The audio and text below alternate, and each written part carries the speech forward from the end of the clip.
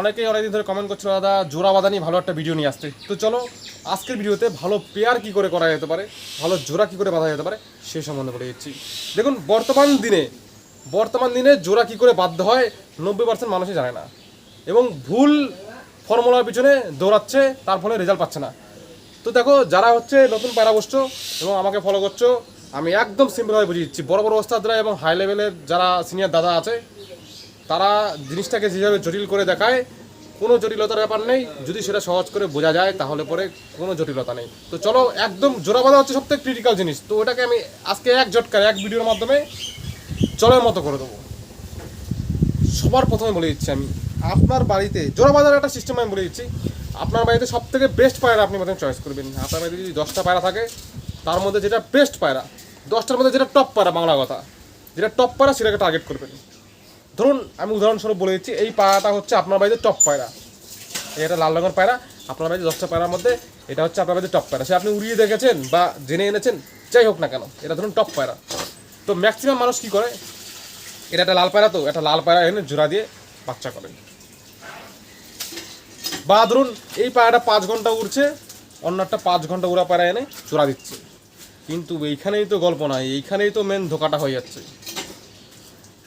বুঝে নিন ভালো করে, এইটা আপনার বাড়িতে বেস্ট পায়রা, তো 5 ঘন্টা উঠছে।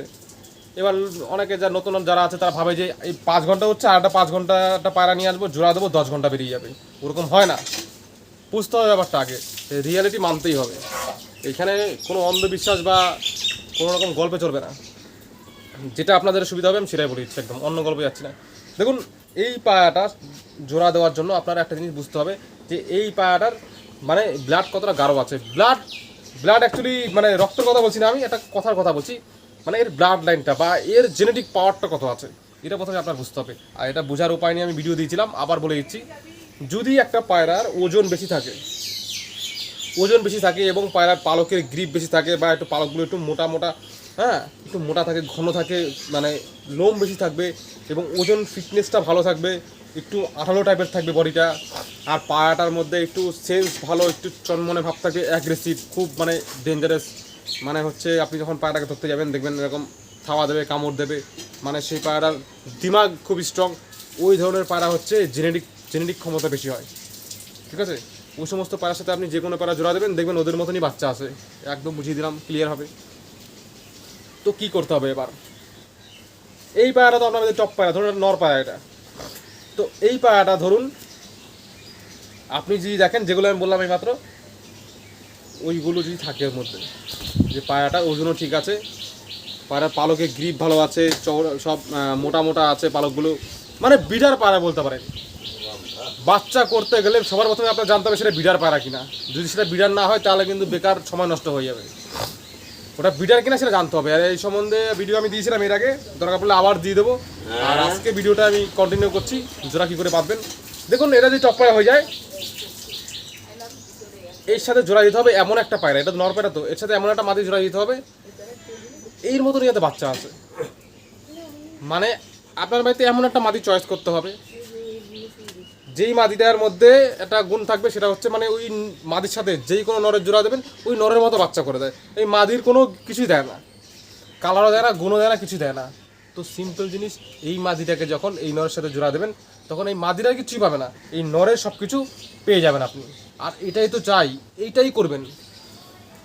আপনারা কি করেন বলুন তো, এইটা ভালো পারা তো একটা 5 ঘন্টা, আর একটা 5 ঘন্টা পরে জোড়া এনে ভাবছেন এর থেকে আর ডবল করে নিয়ে কিছু একটা বের করবো। ওরকম হয় না, অত সহজ হলে তো ঘরে ঘরে ভালো পাড়া থাকতো। ঘরে ঘরে ভালো পাড়া আছে নাকি আপনার? দেখুন তো আপনার এরিয়া যদি 100 জন পায়রা বসে, তার বাড়িতে তার মধ্যে 5 জনের বা 10 জনের বাড়িতে ভালো পায়রা আছে, বা 10 জনের বাড়িতে ভালো বাচ্চা বেরায়। তাছাড়া সম্ভব না।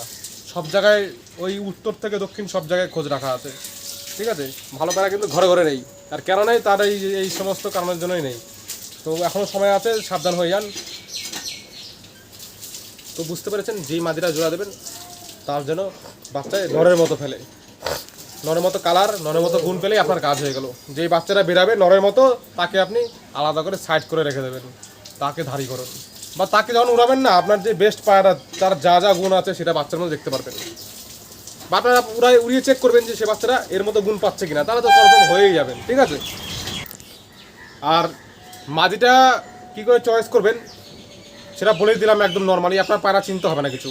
যারা কিনা একদম পায়রা মানে বুঝতে পারেন না কী করে পয়েন্ট দেখবো, কী করে চিনবো, আমি যেরকমভাবে ভিডিও দিই আমার মনে হয় না কোনো পায়রা মানে ঠিক করে চেনা উচিত। আজকে যে ভিডিও দিয়ে দিচ্ছি আমি জোড়া বাঁধা নিয়ে, কোনো পায়রা না চিনলেও হবে, সিম্পল বাংলা কথা বুঝলেই হবে। যে পায়রাটা আপনি বাচ্চা করতে চাচ্ছেন তার সাথে এমন একটা মাদি জোড়া দেবেন যেই মাদির সাথে আপনি যেই নরের জোড়া দিন না কেন মাদির মতো আসে না, নরের মতো আসে। এর সাথে যখন জোড়া দেবেন তখন এর মতো আসবে, ব্যাস। কোনো ফর্মুলা জানার দরকার ছিল এর মধ্যে, কোনো ফর্মুলা না জানলেও হবে। এটাই হচ্ছে আমি এইরকম ধরনের মানে মানুষকে বুঝিয়ে দেওয়ার চেষ্টা করি যে অনায়াসে সিম্পলভাবে কিন্তু ভালো করে এরকম জোড়া দেওয়া যেতে পারে। আর এর মতো বেরিয়ে গেলে তো হয়ে গেল খেল খতম। এর থেকে বেশি বের করার চেষ্টা সেটা পরের মামলা। এর থেকে যদি বেশি বের করতে চান তাহলে অনেক ঝামেলা হয়ে যাবে। তাহলে কিন্তু মানে আমি আমার এক্সপিরিয়েন্সে যেটা দেখেছি, বা আমার এক্সপিরিয়েন্সে বলতে কি মানে আমার বাড়িতে দেখেছি, শুধু সেটা না, আমি সব জায়গার থেকে এক্সপিরিয়েন্স নিই যে সব জায়গায় কোথায় কী হচ্ছে। তো আপনি যদি এর থেকে যদি বের করতে চান তাহলে কিন্তু ঝামেলার মধ্যে পড়বেন। এবার আপনার চয়েস, আপনি কী করবেন। আমি আমার তরফ থেকে যেটা বেস্ট, যেটা আপনাদের সহজ হবে সেটা বলে দিচ্ছি। তো এরকমভাবে জোড়া দেবেন। আর যদি এটা মাদি পায়রা হয় তাহলে এমন একটা নরের জোড়া দেবেন যে সে নরের মতো যেন বাচ্চা না হয়, মাদির মতনই হয়।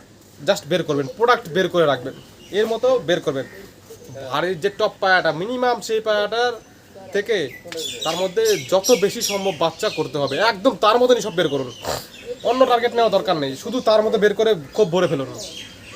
তারপরে আপনি বুঝতে পারবেন, তাহলে সব থেকে বেস্ট হবে। যাই হোক, ভিডিও কেমন হলে অবশ্যই জানাবেন। নেক্সট ভিডিওতে আবার দেখা হবে।